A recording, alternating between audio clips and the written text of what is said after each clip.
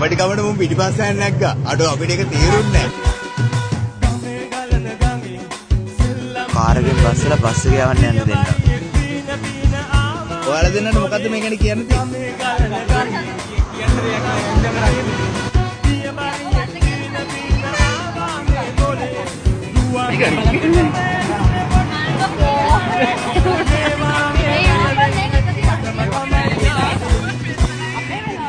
එල්ල කිරි කාට කාට